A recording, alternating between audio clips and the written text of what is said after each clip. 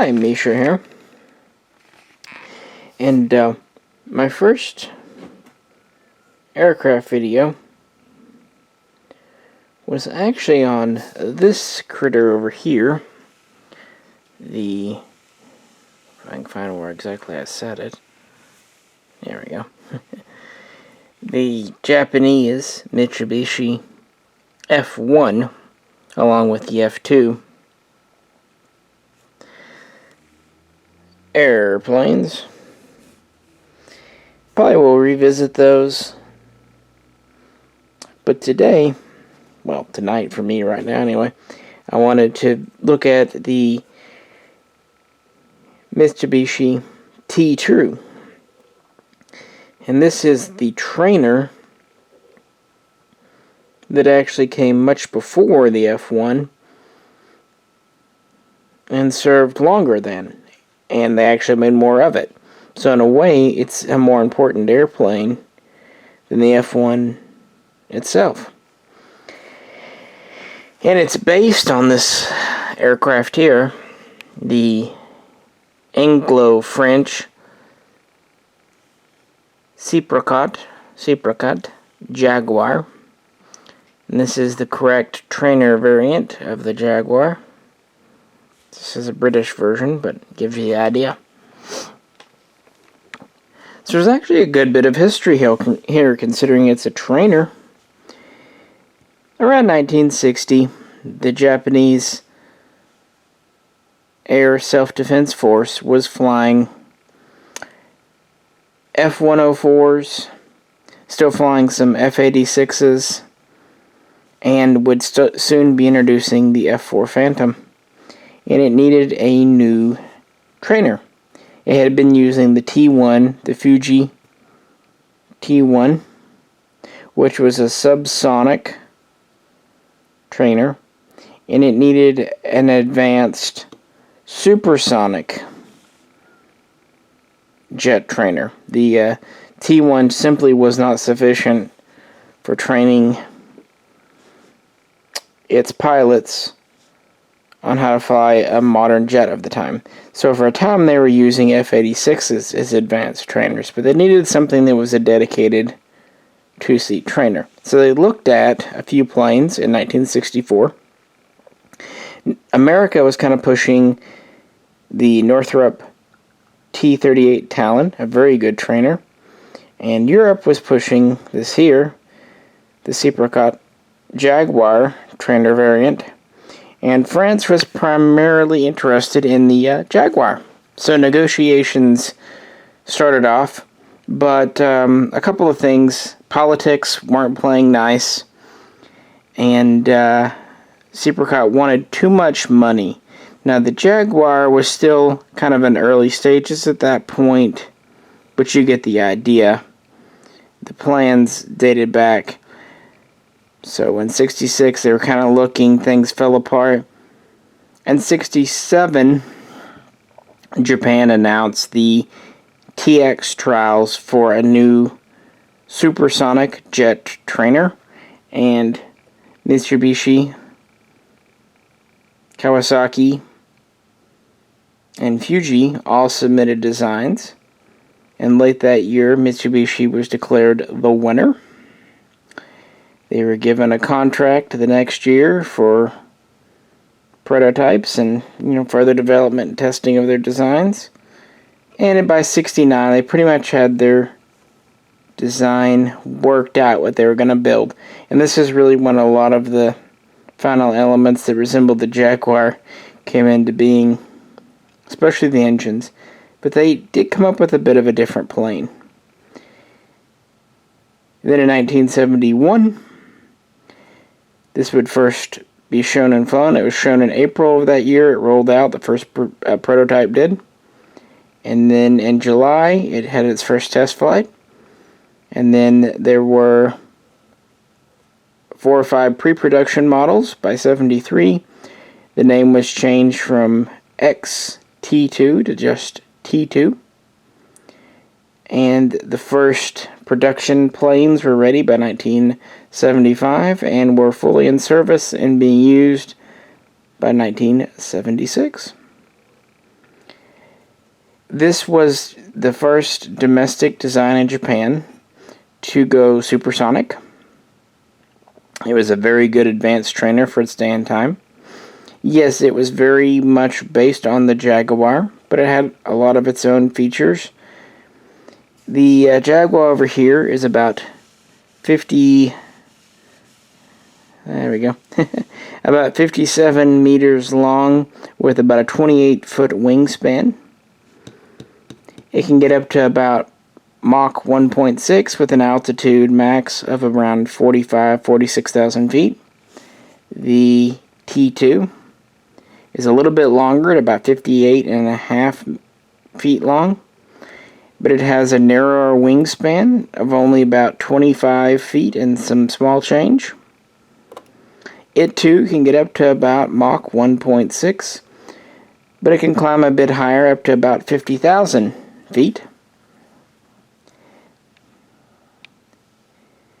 It was, of course, a two-seater, the instructor in the back, the pilot in the front.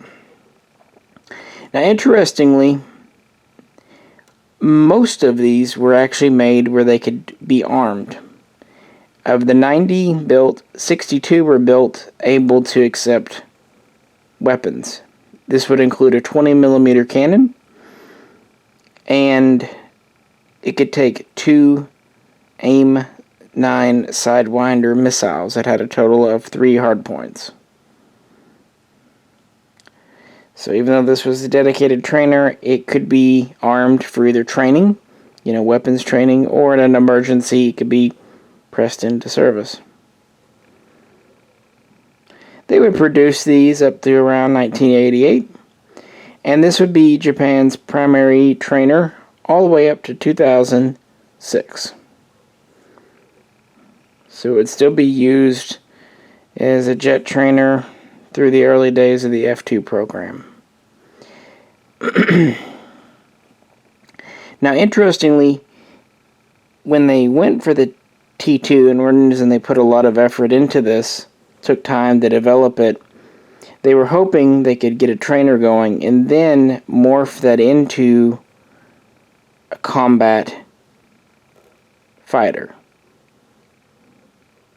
And that's why the F1 is so similar to the T2. It has the same dimensions, same max speed. It has additional hardpoints under the wings. Instead of a two-person cockpit, it has a single seat, and then the rear section was actually a bay for equipment such as radar and other sensors. So, in general profile, it was very similar, but the rear bay was filled in. You see it has very similar wings and all of that. Notice this also has 2 engines in the back and a very distinctive pattern.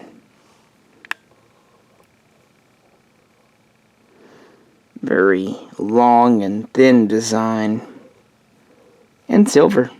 And if you compare this over here, it's still a very long, thin plane, the Jaguar, but a little bit stubbier. And it too has the 2 engines in the back, extremely similar. Also, both planes have a fully moving horizontal tail. Doop. Like that. The whole thing, instead of just having flaps, the whole tail plane can move. Pretty neat. But yeah, I just had this model come in. These have been sold out everywhere for, well, a long time. But Aiken's airplanes, which has kind of become my go-to for out-of-stock things, had a few left. And what I like about Aiken's, even with their out of stock, harder to get stuff, they don't jack the price up, and I really sincerely appreciate that. They might raise it by $10 or $20 on occasion, but often not. But even if they do, that's fair. But some other places, you'll see them, if they have rarer planes in stock, they will double or even more the price. Now I can see something like this being a Japanese trainer, not exactly hot. I mean, not like a U.S. military plane might be. But to me, this is great. I really find Japanese history interesting, as I said in the original video. And this is a distinctive plane. Again, it's very similar to the F1, but it's also very different. So, for what it was, I was happy to have it. This model is from Hobbymaster. It's one of their earlier ones. Very solid. I mean, it's a pretty simple, straightforward design, but as they usually do, it's very nicely painted, mostly metal. Comes with landing gear up or down. The tailplane doesn't really move on this, as far as I know. I don't think so. Most of their stuff isn't as articulated as the Corgi over here, which their models tend to be, they have more moving parts like the tail, but on the other hand, the Corgi doesn't usually have opening canopies. A few of their planes do, but most don't. And they don't have removable pilot figures, they're just in there. And oftentimes, some or all of their ordnance aren't removable. So, you might get a few more moving parts on the plane, but a few less options of how you'd like to display it. They also maybe aren't quite as nicely painted, but on the other hand, kind of a very solid metal feeling, if that makes sense. Very chunky. Whereas the Hobbymaster are a little bit more delicate, but also a lot of that has to do with the fact that they have a lot more fine detail work. And again, you have more options of how to display some of these planes. Kind of funny, on my F1 over here, when I got it in, one of the two missiles on the wingtip rails was just ever so slightly cocked upwards. Not a big deal, but it bugged me, so I intentionally broke it off and re-glued it, because it is a separate piece. It just, maybe when they put it in the packaging, it wasn't quite dry yet, or maybe it got hit in shipping. Who knows, no big deal. That's why I like the Hobbymaster. Even if there's a minor defect, it's pretty easy to correct it, because of how they're made in kind of assemblies, versus just whole pieces. But yeah, the Japanese Mitsubishi T-2. Nearly 100 made, and they trained Japanese Air Self-Defense Force pilots for 2 generations. A very good effort, and a very cool plane, in my humble opinion. Anyway, guys, I appreciate you tuning in. If you could, like, share, and subscribe. And check out some of my other videos if you like. And I will catch you very soon next time.